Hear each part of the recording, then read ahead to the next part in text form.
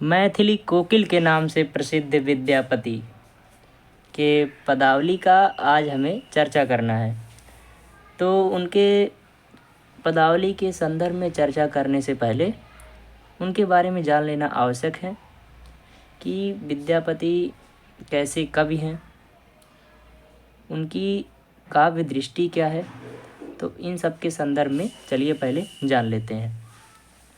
जैसे कि मैथिली कोकिल के नाम से प्रसिद्ध विद्यापति मध्यकालीन के सर्वश्रेष्ठ कवि हैं। मध्यकाल के विद्यापति मूलतः संस्कृत में रचनाओं का सृजन करते हैं, परंतु उनके भाषा में संस्कृत के अतिरिक्त भी अन्य भाषा जैसे प्राकृतिक और अवहट्ट का प्रयोग किया गया है।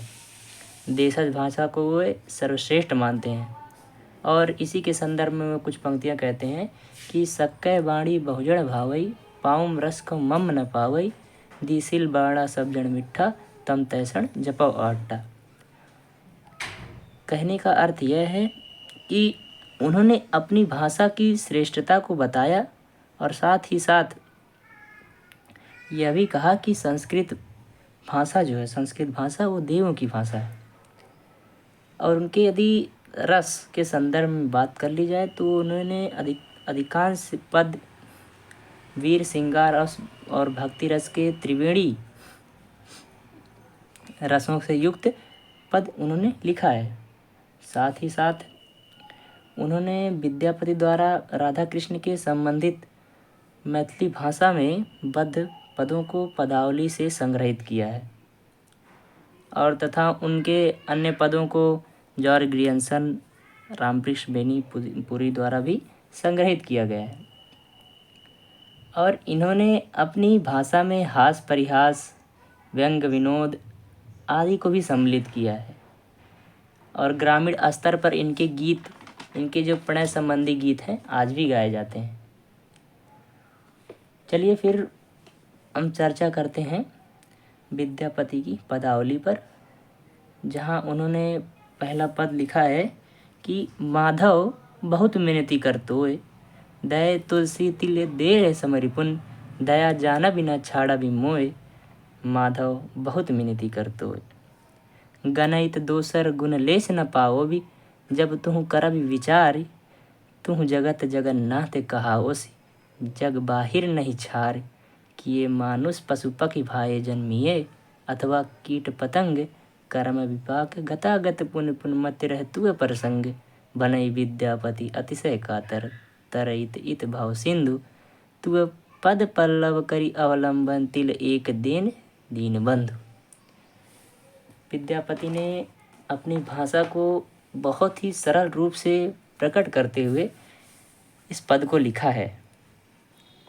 चलिए इसके संदर्भ को हम जान लेते हैं। संदर्भ सामान्यतः ही हम लोग खुद ही व्यक्त कर सकते हैं उसे, कि जैसे हम कह सकते हैं कि प्रस्तुत पद्यखंड हमारे मध्यकालीन कविता के विद्यापति पदावली से लिया गया है या पदावली से लिया गया है, जिसके कवि विद्यापति जी हैं।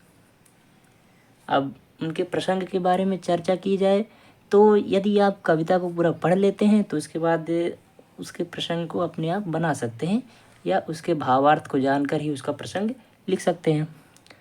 तो सामान्यतः देखा जाए तो राधा कृष्ण से इसमें विनती करती हैं।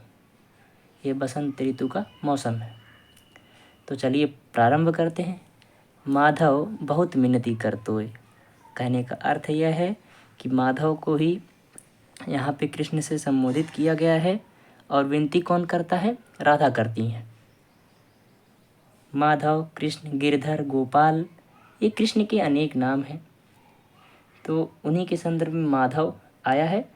तो वसंत ऋतु का समय है। वसंत ऋतु यहाँ पर कृष्ण को ही कहा गया है। श्री कृष्ण से राधा विनती करते हुए कहती हैं कि हे प्रभु, मैं अपने इस पवित्र एवं सूक्ष्म शरीर को तुम पर समर्पित कर देती हूँ।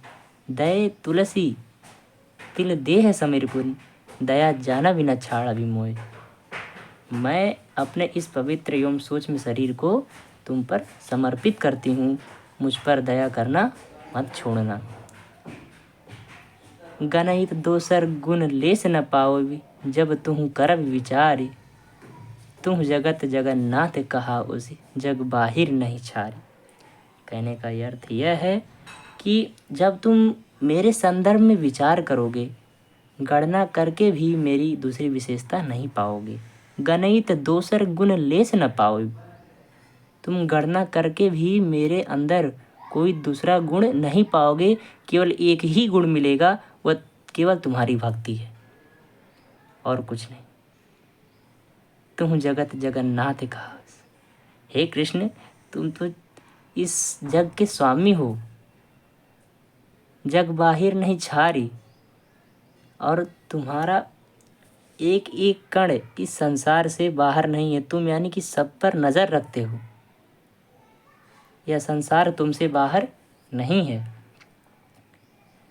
तो चाहे वह मनुष्य हो चाहे पक्षी हो, कि यह मानुष पशु पक्षी भय जन्मिए अथवा कीट पतंग, यदि मैं कभी अपने कर्म फल के कारण कभी मनुष्य का रूप लूँ, कभी पक्षी का रूप लूँ, कीट पतंग का रूप लूँ, यदि मैं किसी भी रूप में जन्म लूँ, कर्म विपाक गतागत पुन पुन मति रह तु प्रसंग। कहने का तात्पर्य यह है कि मेरा ध्यान तुम पर निरंतर लगा रहेगा। कर्म विपाक गतागत पुन पुन, यानी कि अपने कर्म फल के अनुसार जिस रूप में भी मैं जन्म लूँ, चाहे वह पशु का हो, चाहे पक्षी का हो, चाहे मनुष्य का ही क्यों हो, अपने कर्म के अनुसार मुझे जिस फल की प्राप्ति होगी, उस रूप में मैं तुम्हारी पूजा करूँगी, तुम्हारी भक्ति करूँगी। तो आगे बढ़ते हैं। भनई विद्यापति अतिशय कातर, तरयित यह भाव सिंधु। कहने का तात्पर्य यही है कि मुझे इस नाव से, यहाँ तात्पर्य भाव सागर से पार करा दो। कहने का अर्थ यह है कि विद्यापति जी, अंतिम की दो पंक्तियाँ विद्यापति के ऊपर समर्पित हैं, जहाँ वो कहते हैं कि विद्यापति अपने भाव विहलता का रूप देकर कहते हैं कि मुझे इस भाव संसार से या भाव सागर से पार करा दो, मैं आपके कमल रूपी चरणों का सहारा हूँ।